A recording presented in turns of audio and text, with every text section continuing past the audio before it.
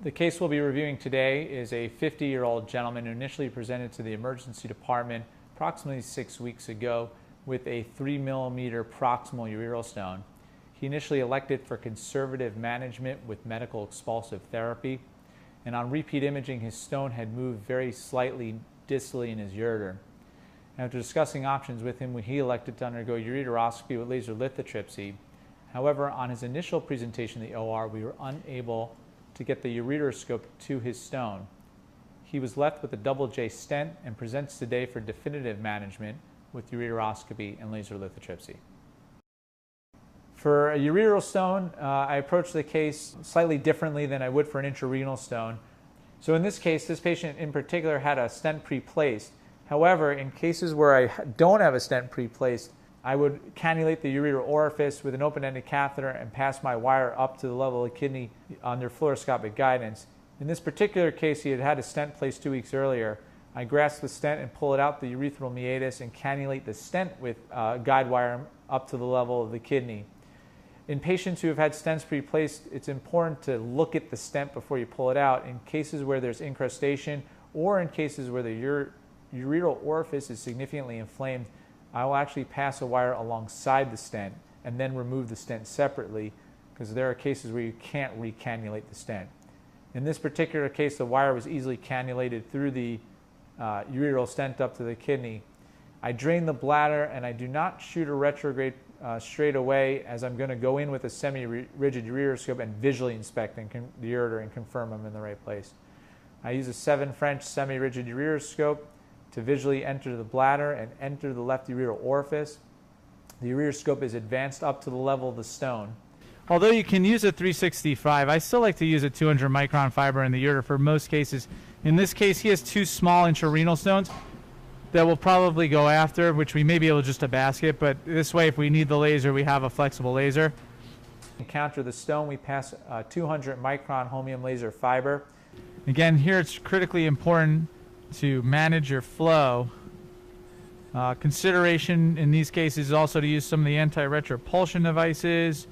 However, with settings of 0.2 joules and 50 hertz, we find there's less retropulsion of the stone than with other energy settings. The goal here again is just to paint the distal tip of the stone and work your way back, and you can see the stone really barely moves at these laser settings, and you make such fine dust that it's really nice.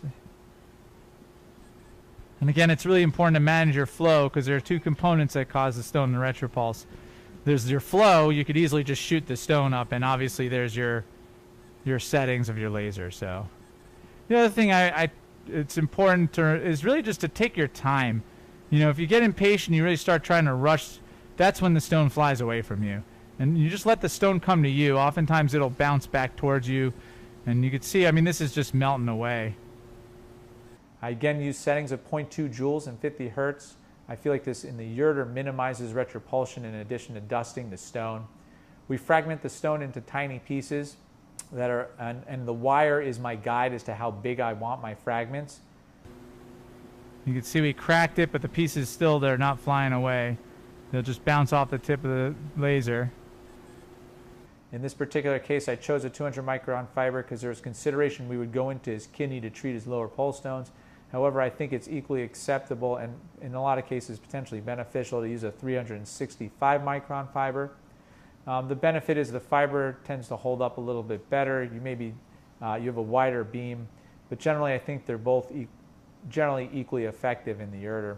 In the ureter, I think is where 0.2 joules and 50 hertz has the added advantage, where you see less retropulsion because there's less energy delivered per shot on the stone, and the stone tends to stay in place more as you fragment it.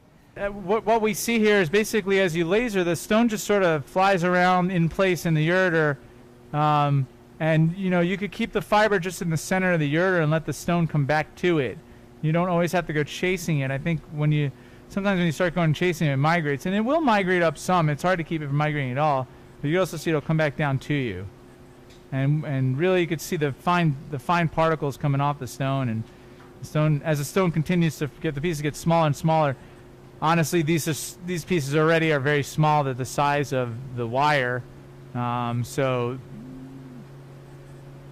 They're probably already small enough. So these are all very, very small fragments, but since he was pre-stented, I don't want to leave a stent in him. And in these cases, I sweep these fragments out. Even though, truth be told, these will pass on their own, a lot of people wouldn't basket or stent them, and I think you could say you're done right now. These are all about the size of the wire, which is about 1 millimeter, 2 millimeters in size. But again, he came in with a stent, and my preference is to send him out without a stent. I don't want anything in his ureter.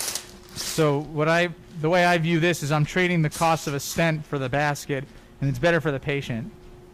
Additionally, in this specific case, we're going to go up into his kidney to look for a couple of small intrarenal stones, in which case we almost certainly will need the basket because they're in the way lower pole. Once the fragments are basketed out, they're deposited in the bladder. The ureteroscope is passed up one last time, and the ureter is visually inspected, and there are no residual fragments noted. At this point, we remove the guide wire and drain the patient's bladder. In these cases, if there's no contraindication, I do give them a shot of Toradol in the operating room, as I think it lowers their risk of having ureteral spasm.